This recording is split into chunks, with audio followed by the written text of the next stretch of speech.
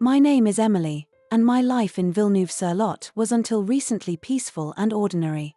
Our house, nestled in a quiet neighborhood lined with century-old plane trees, was the refuge where Mark, my husband, and I had built our life together.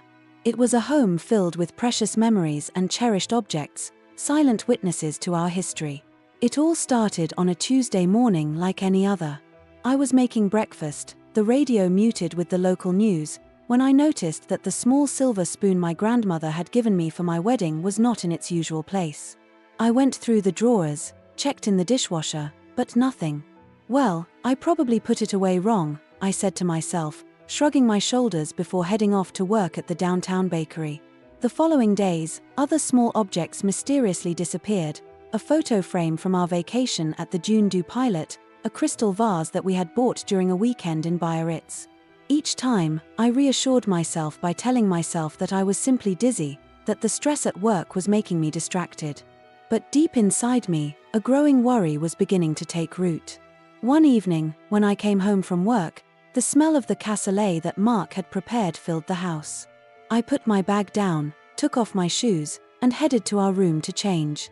That's when I noticed that my necklace, the one my grandmother had left to me, was no longer on my dresser. My heart sank. This necklace was much more than just a piece of jewelry. It was a tangible link with my past, with my family. "Mark," I called, my voice betraying my anxiety. "Have you seen my necklace?" He appeared in the doorway, a spatula in his hand. "What necklace, darling?" "My grandmother's, you know. I always leave it on the dresser." He shrugged his shoulders. "Maybe you put it somewhere else. You know how you are sometimes." His response annoyed me. Certainly, I was sometimes distracted, but not to the point of losing such a precious object. I spent the evening turning the house around, searching every drawer, every cupboard, but to no avail. The necklace was indeed missing. Over the next few days, I began keeping a detailed inventory of our possessions. I noted each object, its value, its location. I felt a little paranoid, but I couldn't ignore this growing feeling that something was wrong. One Saturday morning, while I was cleaning out Mark's office, I noticed that his vinyl collection had diminished considerably. Mark loved these records, he cherished them like treasures. How could he not have noticed their disappearance? That evening, I decided to talk to Mark about it. We were sitting on our little balcony, sipping a glass of Bordeaux while watching the sun set over the red-tiled roofs of Villeneuve-sur-Lot. "Mark," I began hesitantly, "don't you feel like things are disappearing around the house?" He looked at me, surprised. "How so?" "Well, my necklace, your vinyl collection, and lots of other little things. Doesn't that seem strange to you?" Mark took a sip of wine before answering. "Emily, you're getting ideas. We probably put these things somewhere and forgot. It happens, you know." His response frustrated me. How could he be so casual? "Mark, I'm serious. It's not just stuff. It's our memories, our history." He sighed, setting down his glass. "Look, if it's bothering you that much, we can walk around the house together tomorrow. Is that okay?" I nodded, but I knew deep down that it wouldn't solve anything. These items weren't just misplaced, they were gone. The following weeks, I redoubled my vigilance. I even considered installing cameras, but the idea of monitoring our own home made me uncomfortable. It was our refuge, not a prison. One day, when I came home early from work, I surprised Helene, Mark's mother, leaving our house. She seemed nervous, almost guilty. "Oh, Emily," she exclaimed, visibly surprised. "I didn't know you were coming home so early today." "I finished at the bakery early," I replied, intrigued by his behavior. "Did you need something?" No, she said quickly. "I was just stopping by to see if everything was okay. You know how worried I am about you too." I nodded, but something about his attitude made me uneasy. Helene had always been a caring mother-in-law, sometimes even a little intrusive, but this was different. That night, lying in bed, I shared my suspicions with Mark. "Don't you think your mother was acting strange today?" Mark laughed softly. "Mom, she's always a little weird. That's how we like her, right?" I wanted to insist, but I preferred to remain silent. I didn't want to create unnecessary tension. However, I couldn't help but think that Helene was hiding something. The next day, I decided to do something I never thought possible: go through Helene's things. Taking advantage of a moment when she was out shopping, I sneaked into her little house a few blocks from ours. My heart pounded as I opened cupboards and drawers, feeling guilty but determined. And that's when I saw it, my necklace, hidden at the bottom of a drawer, wrapped in a silk scarf. Next to it, there were other objects that I recognized: the little silver spoon, the photo frame, and even some of Mark's vinyl records. I felt my legs give way beneath me. Helene, our Helene, was the thief. But why? What could she do with these objects? Sell them? Keep them for her? I returned home, my mind racing. How was I going to tell Mark this? How were we going to confront Helene? I felt betrayed, not only by her but also by Mark, who had refused to believe me all this time. That evening, when Mark came home from work, I greeted him with a glass of wine and a serious face. "We need to talk," I said simply. He looked at me, worried. "What's going on, Emily?" I took a deep breath. "I found our items missing. They were at your mother's." Mark's face fell. "What? What do you mean at my mother's? Did you search her house?" I nodded, ashamed but determined. I know it was wrong, but I needed to know. "Mark, your mother is stealing from us. She's taking our memories, our precious objects." Mark remained silent for a long time, digesting the information. Then, in a broken voice, he whispered, "Why would she do that?" That was the €1,000,000 question. Why would Helene, who had always seemed so loving and caring to us, steal from us? What could possibly push her to betray our trust like this? That night, Mark and I slept little. We talked, we cried, we tried to understand. In the early morning, we made a decision: we were going to confront Helene, together. We needed answers, and we were going to get them, whatever they were. As the sun rose over Villeneuve-sur-Lot, illuminating the peaceful waters of the Lot, I prepared myself for what would undoubtedly be one of the most difficult conversations of my life. But at least now I knew Mark was on my side. Together, we would face this ordeal and, I hoped, save our family. The day of confrontation arrived faster than I would have liked. Mark and I had spent a restless night, tossing and turning in bed, unable to fall asleep. Dawn was barely breaking when we got up, our stomachs knotted with apprehension. "Are you sure you want to do this?" Mark asked me for the umpteenth time while we were having our coffee in the kitchen. I nodded, determined. "We have no choice, Mark. We can't continue like this."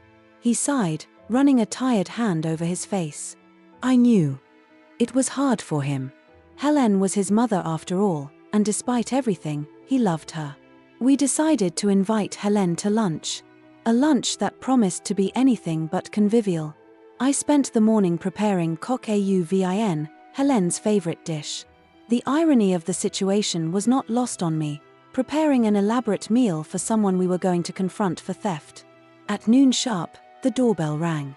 Mark went to open the door while I finished setting the table. I heard Helene's joyful voice in the hall, unaware of the drama that was brewing. "Emily, my darling," she exclaimed as she entered the dining room. "It smells divine." I forced a smile, feeling my heart speed up. "Thank you, Helene. I made your favorite dish." We sat at the table, a palpable tension hanging in the air. Mark played nervously with his fork, avoiding his mother's gaze. Helene seemed not to notice anything, chatting happily about the latest neighborhood gossip. It was during dessert that I decided to start the conversation. I couldn't stand this charade any longer. "Helene," I began, my voice shaking more than I wanted, "we need to talk to you about something important." She looked up from her apple pie, surprised by my serious tone. "What's the matter, darling?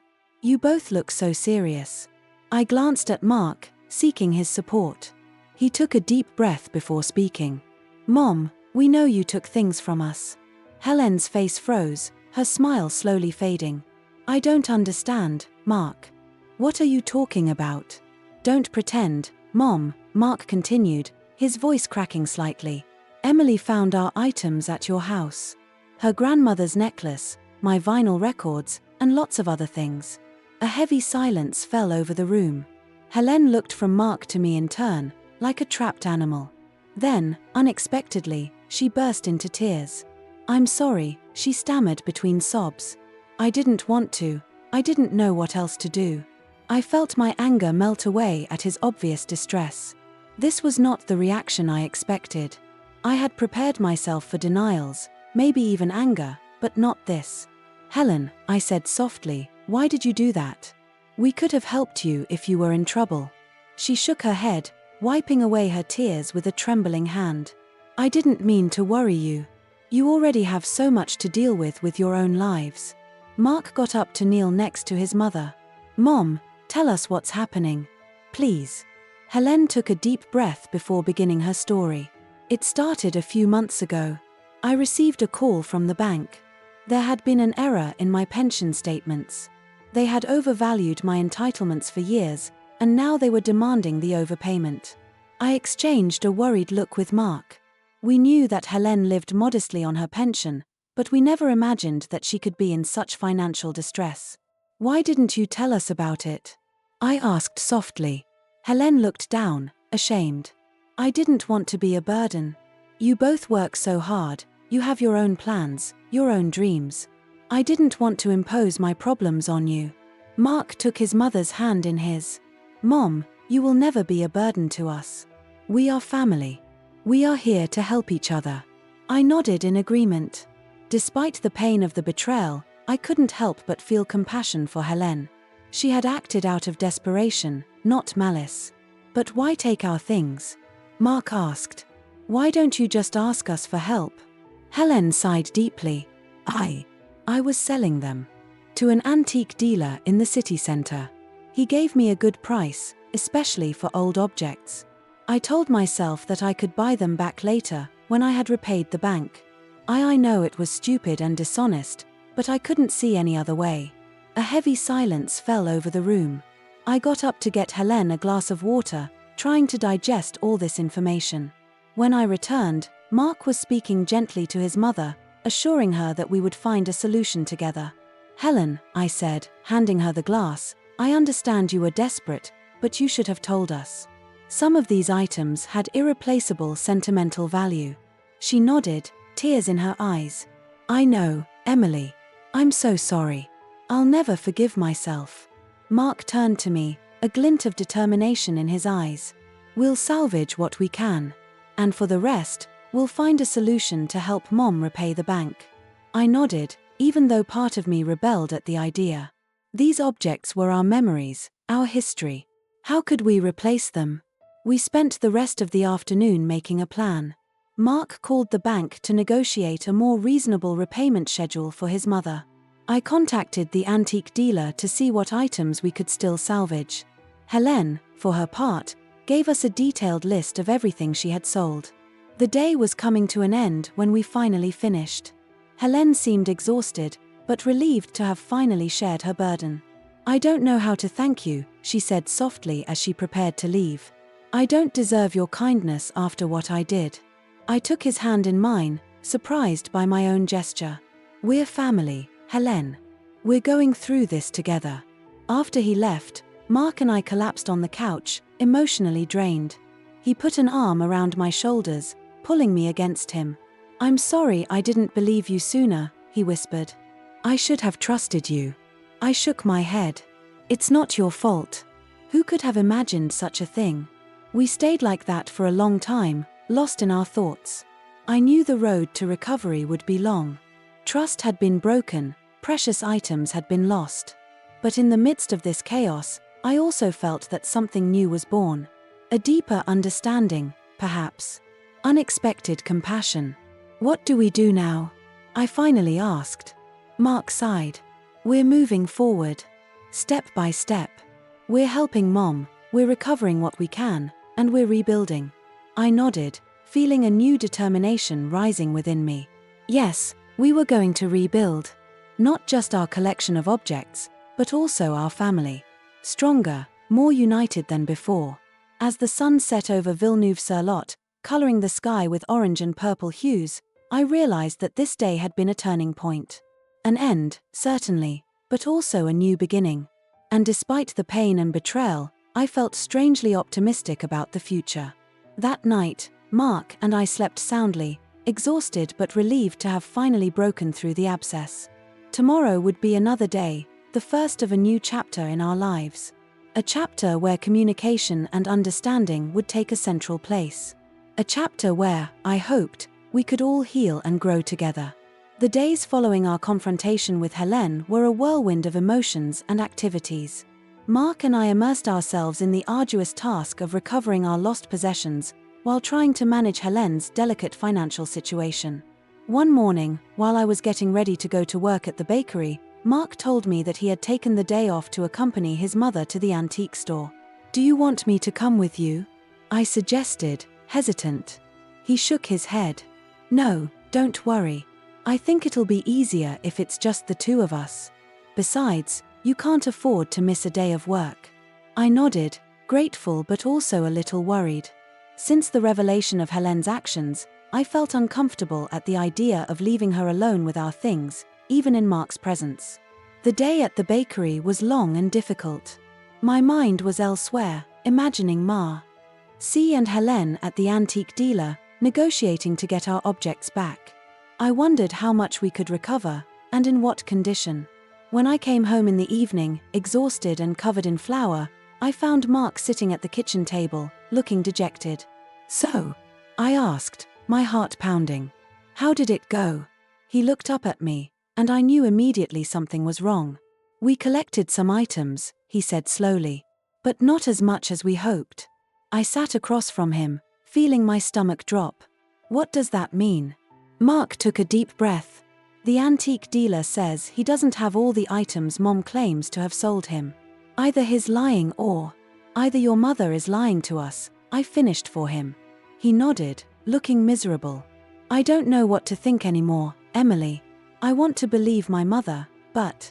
I took his hand in mine, trying to comfort him despite my own confusion. "We're going to get to the bottom of this, Mark. We're going to find out the truth." That night, lying in our bed, I couldn't get to sleep. The idea that Helene could still lie to us gnawed at me. I got up silently, not wanting to wake Mark, who had finally managed to fall asleep. I went into the living room and turned on my laptop. I started researching antique stores in the area, checking their opening hours, their specialties. If Helene had sold our items elsewhere, I would find out. In the following days, I continued my discreet investigation. Between my hours at the bakery and my responsibilities at home, I visited the antique and second-hand dealers in Villeneuve-sur-Lot and the surrounding area.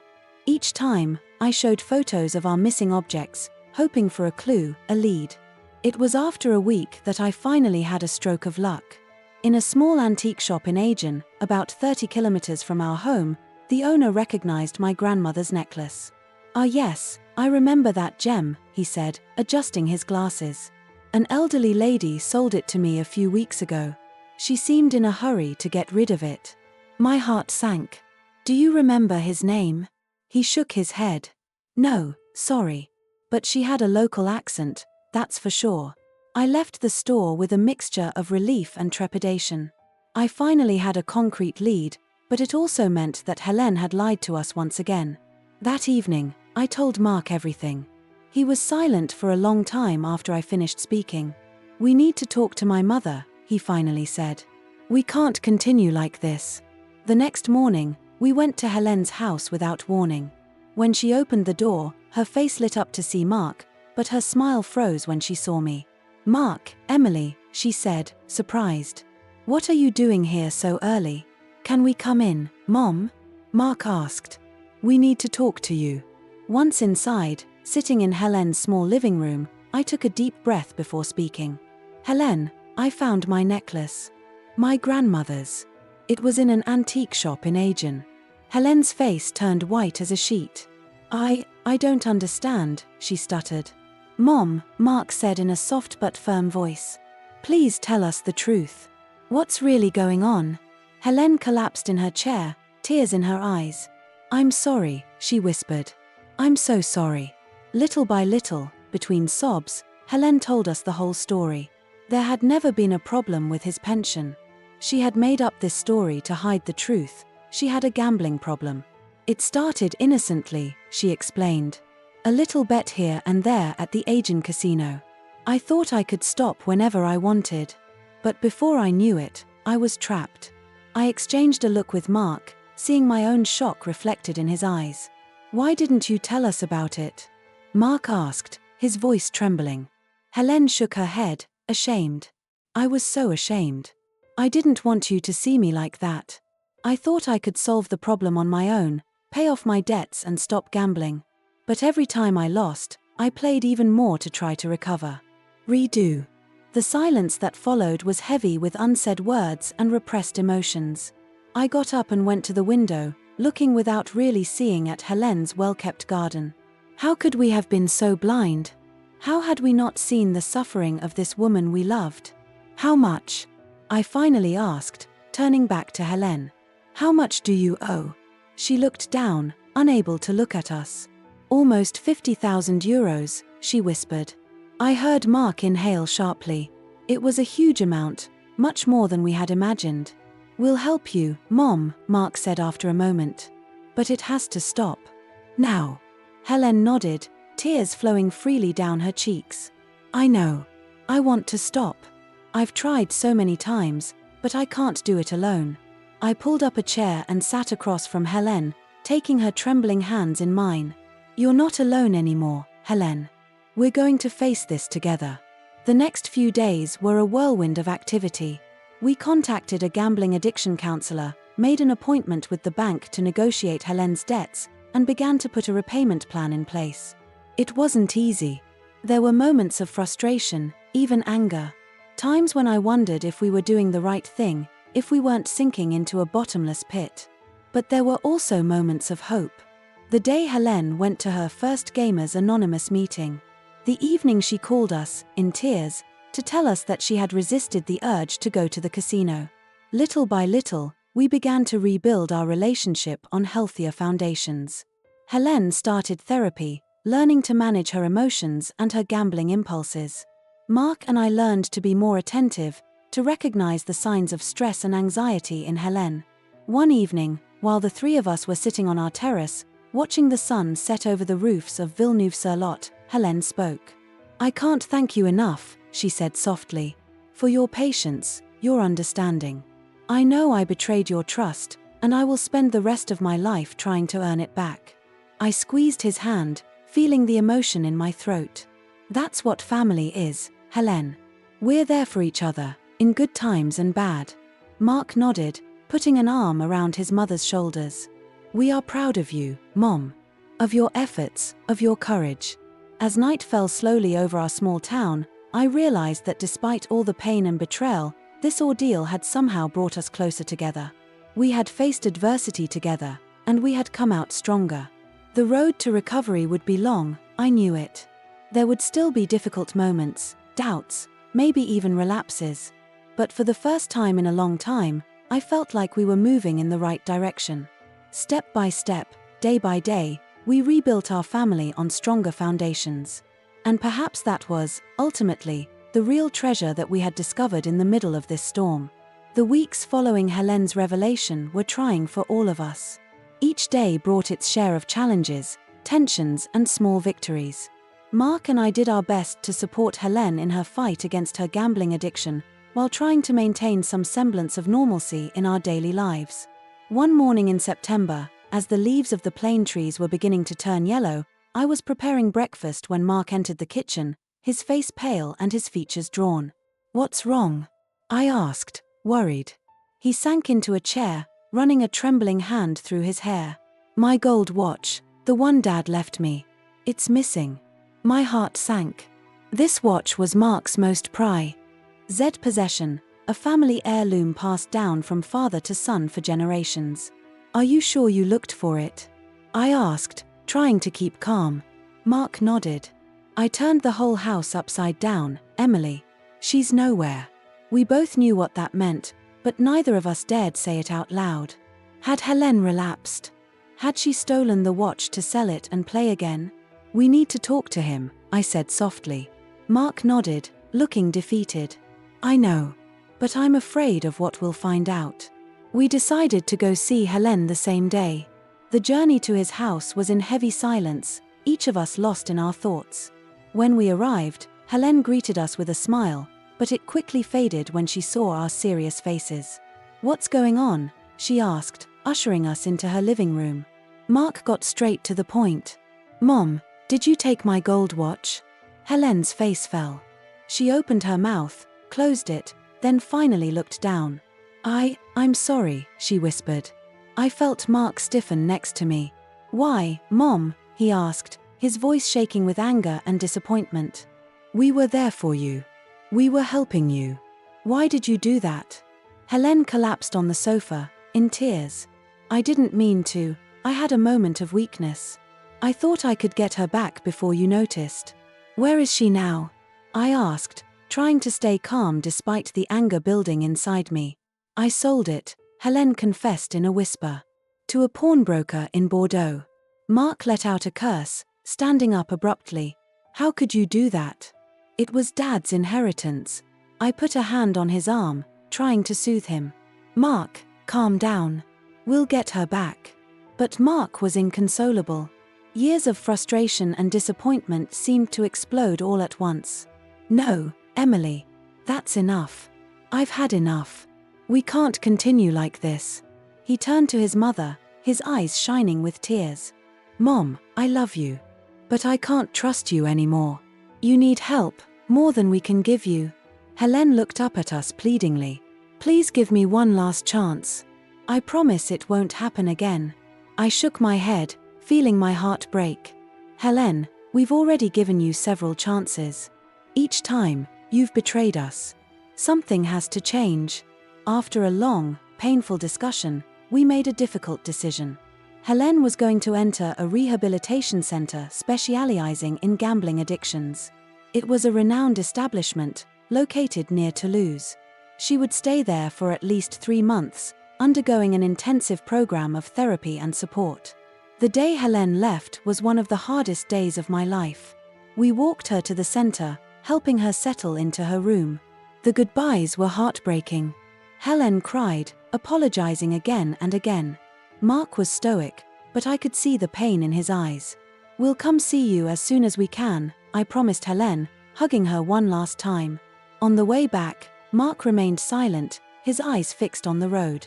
I knew he was struggling with a whirlwind of emotions: anger, sadness, guilt. "We did the right thing," I said softly, placing my hand on his. He nodded, his jaw clenched. "I know. But it still hurts." The following weeks were a challenge. We had to juggle our jobs, visits to Helene at the center, and our own tumultuous emotions. Every time we went to see Helene, it was a mixture of hope and apprehension. Was she better? Had she made progress? Could we begin to trust him again? One day, about a month after Helene was admitted, we received a call from the center. Helene had suffered a relapse. She managed to get a cell phone and spent an entire night gambling on online betting sites. This news was a hard blow for us. Mark was furious, ready to give up everything. "What's the point?" he shouted, slamming his fist on the table. "She will never change." I tried to calm him down, to remind him that healing was not a linear process. But deep down, I asked myself the same questions. How far should we go? How many times could we forgive before it becomes complacency? It was then that I realized that we had reached a break point. Not only with Helene, but also in our own relationship. The constant tension, the stress of having to always be on our guard, began to weigh heavily on our marriage. One evening, after a particularly difficult day, Mark and I sat in our garden, looking at the stars appearing in the night sky. "Emily," said Mark gently, "I don't know if I can continue like this." I felt my heart tighten. "What do you mean?" He sighed deeply. "I am exhausted. Emotionally, physically. I have the impression that our whole life revolves around my mother's problems. We are no longer talking about us, our projects, our future." I took his hand in mine, feeling the truth of his words. "I know. I miss it too.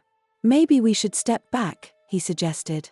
"Not abandon my mother, but focus a little more about us." I nodded, feeling a mixture of relief and guilt. "You're right.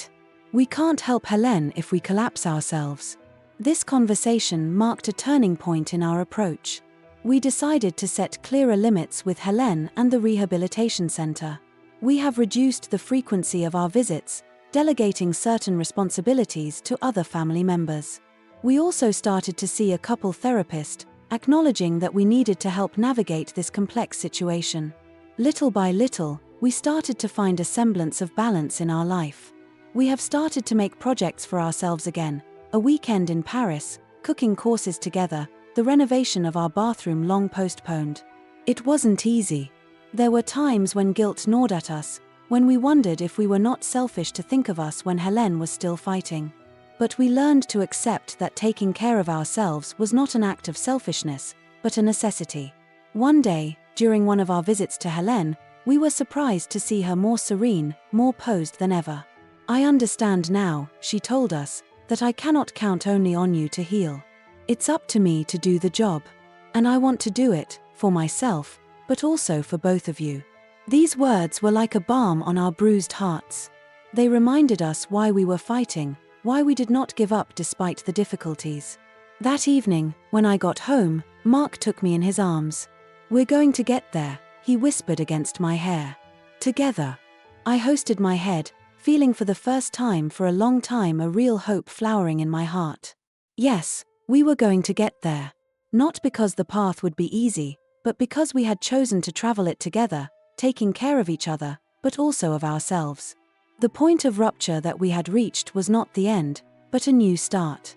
An opportunity to redefine our relationships, our priorities, and to build a healthier and more balanced future for all of us.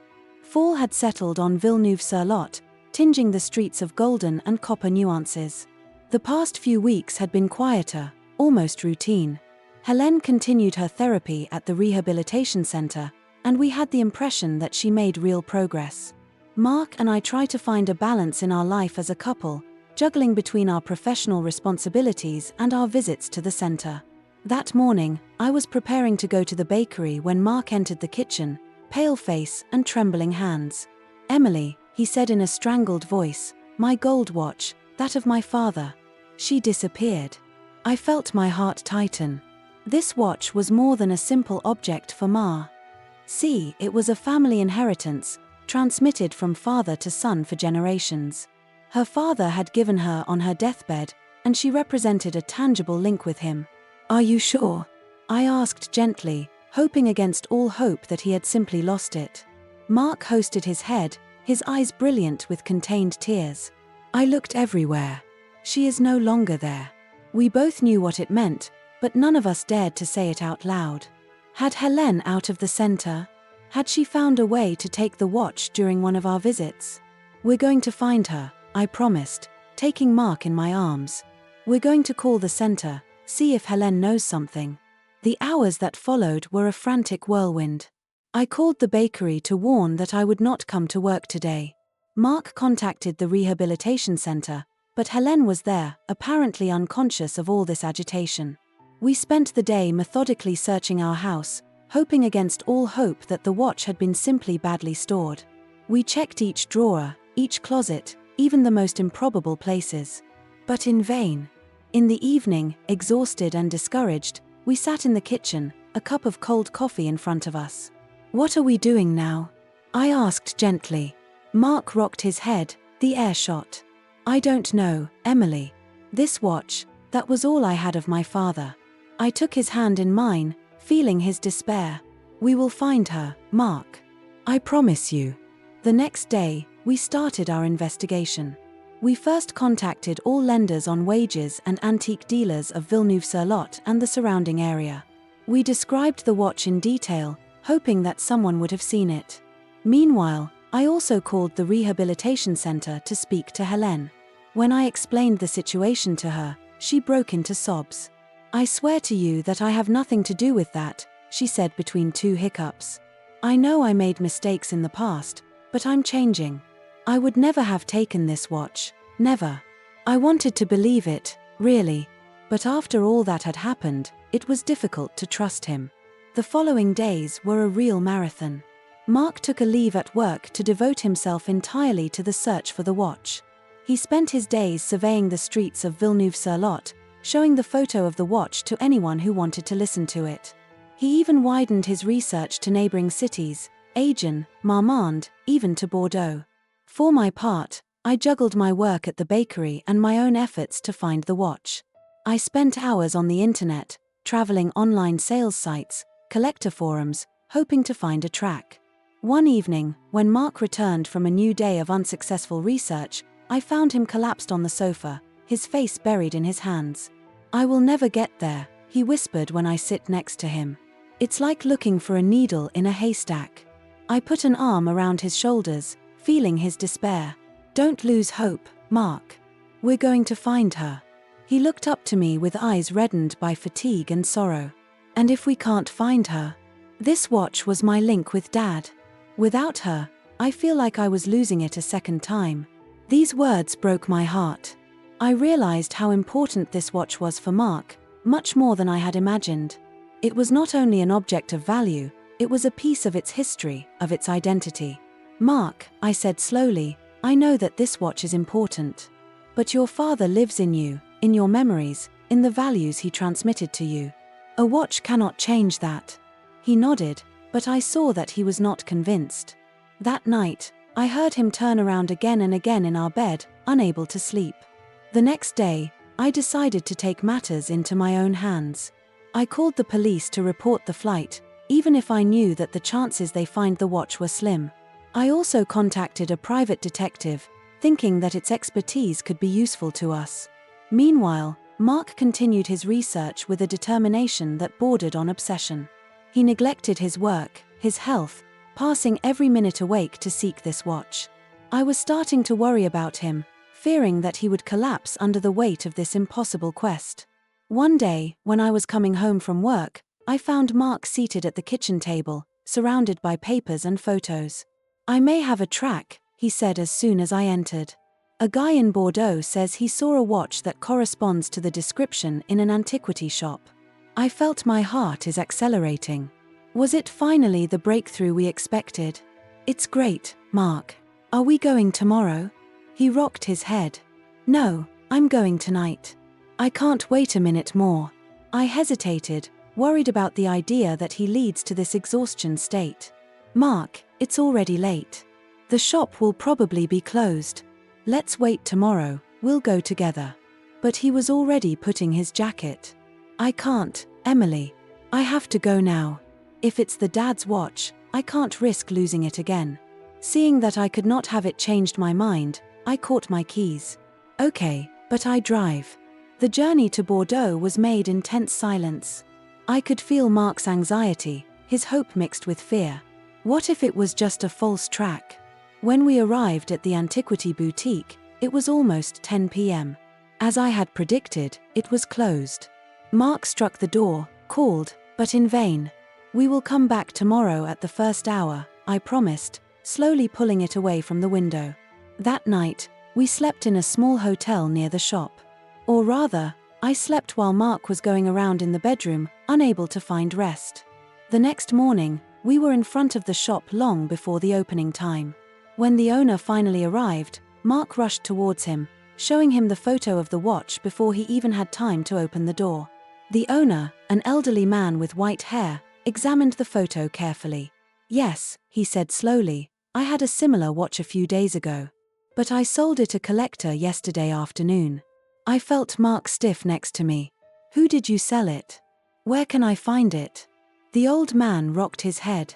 "I'm sorry, but I cannot disclose the information from my customers." Mark insisted, begged, but the owner remained inflexible. Finally, discouraged, we returned to the car. "It's over," whispered Mark, the broken voice. "We will never find her now." I took his hand in mine, looking for words to comfort it. But what could I say? The watch seemed lost forever, and with it, a game of Mark. On the way back to Villeneuve-sur-Lot, I thought about everything we have gone through in recent months. The betrayal of Helene, the loss of the watch, the desperate quest of Mark. I wondered how we were going to overcome this new test, how we were going to help Mark to mourn this precious object. While we are approaching our house, I realized that this desperate research of the watch was perhaps a symbol of something deeper. Our need for control, our difficulty in letting go, our attachment to the past. Maybe the real lesson in all of this was to learn to move forward, even when we lose something important. I shared Mark's hand a little stronger.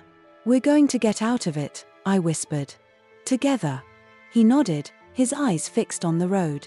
I didn't know if he really believed me, but I was determined to keep this promise. We were going to cross this ordeal, as we had gone through all the others. And perhaps in the end, we would come out stronger, wiser, more united than ever. The days that followed our return from Bordeaux were among the most difficult we have ever experienced. Mark was inconsolable, lost in a fog of sorrow and anger. He spent his days locked in his office, rehashing the events, torturing himself with and so endless. I was trying to reach him, to comfort him, but he seemed to have locked himself in an impenetrable bubble. One morning, when I was preparing breakfast, I heard Mark down the stairs. He entered the kitchen, red eyes and surrounded, but with a glow of determination that I had not seen for a long time. "Emily," he said in a hoarse voice, "I think it's time that I go to see Mom." I almost let go of the cup I was holding. Since the disappearance of the clock, Mark had categorically refused to speak to Helene or even to hear about her. "Are you sure?" I asked gently. He nodded. "I cannot continue like this. I need to understand, to have answers." We took the road for the rehabilitation center that day, the journey being made in tense silence.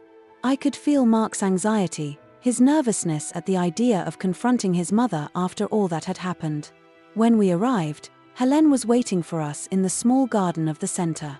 She seemed thinner, more fragile than in my memory, but there was something different in her gaze, a clarity that I had not seen for a long time. "Mark, Emily," she said gently, seeing us approaching.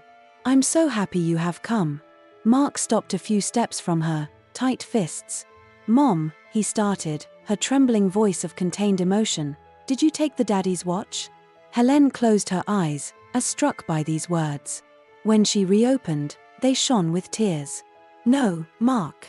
I swear to you that I did not take this watch. I know I did a lot of trouble, that I betrayed your confidence so many times, but I have not touched the watch from your father." I observed Mark, holding my breath. Was he believing it? Could we trust him after all that had happened? Mark scrutinized his mother's face during what seemed to me to be eternity. Then, slowly, his shoulders sagged. "I believe you," he whispered. These 3 words seemed to free up something as a Helene. She broke into sobs, collapsing on the bench behind her. Mark rushed to take her in his arms, and I felt my own eyes fill with tears in front of this scene. We spent the following hours talking, really talking, for the first time in months. Helene told us about her career at the center, the progress she had made, the demons she continued to fight every day. She told us about her shame, her regrets, but also her hope for the future. "I know I can't erase the evil I have done," she said, looking at us in turn. "But I want to try to repair things, if you give me a chance." Mark took a deep inspiration. "It will not be easy, Mom. Confidence is one." Helene hosted her head. "I know. And I'm ready to do everything you need." On the way back, Mark remained silent, lost in his thoughts. It was only when we arrived at home that he finally talked. "I want to give him a chance," he said gently. "But I'm afraid, Emily. Fear of being disappointed again, afraid of suffering again." I took his hand in mine. "It's normal to be afraid.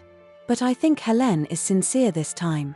And we will be there for each other, whatever happens." The following weeks were a balancingist exercise. We have started to integrate Helene into our life gradually, prudent. Regular telephone calls, short but frequent visits to the center. Each interaction was full of emotions, unsaid, but also of growing hope. At the same time, we had not abandoned the idea of finding Mark's watch. We had extended our research, contacted collectors, put online announcements. It was like looking for a needle in a haystack, but we refused to abandon. One day, while I was coming back from work, I found Mark seated in the living room, a small package on my knees. "What is this?" I asked, intrigued. He looked up at me, a mixture of emotions on his face. "It's Mom," he said gently. I held my breath when he slowly opened the package. Inside was a watch. Not her father's watch, but a news, elegant and sober. There was a word with it, continued Mark, tending me for a piece of paper. I read aloud. My dear Mark, I know that this watch will never replace your father's. Nothing can ever. But I hope it can be the symbol of a new start, of a time when I will be the mother you deserve. I love you, Mom. I felt tears get me in my eyes. This gesture, so simple and yet so loaded with meaning, was perhaps the first step towards a real healing. Mark attached the watch to his wrist, looking at her for a long time. It's not the same thing, he said gently, but it's a start. The months that followed were a mixture of ups and downs. Helene came out of the rehabilitation center, determined to rebuild her life and her relationships. There have been difficult moments, relapses in his old patterns of thought, but also moments of pure joy, found connections. We had to learn to trust again, to establish healthy limits, to communicate openly and honestly. It was not always easy, but each little progress was a victory. One evening, when we all dined on our terrace, taking advantage of the sweetness of a summer evening in Villeneuve-sur-Lot, Helene spoke. I wanted to thank you, she said, her emotional voice, for your patience, your love, your forgiveness. I know that I do not always deserve it, but I am so grateful to have you in my life. Mark took his mother's hand, and I saw the tears shining in his eyes. We are a family, Mom. We cross the tests together. I felt my heart swells with pride and love for these two beings who had crossed so many trials and who continued to fight, to love each other despite everything. Later that night, when Mark and I were lying in our bed, I heard him whisper, "You know, Emily, I think I finally understood something." What then? I asked gently. My father's watch, she represented the past, our memories. But what really matters is what we build now, the memories that we create every day. With Mom, with you. I squeezed his hand in mine, moved by the wisdom of his words. You are right. The past is important, but it is the future that really matters. That night, falling asleep, I realized that our way to redemption may not be over, that he might never really be. But we advanced in the right direction, together, stronger and more united than ever. Mark's watch had never been found, and perhaps it would never be.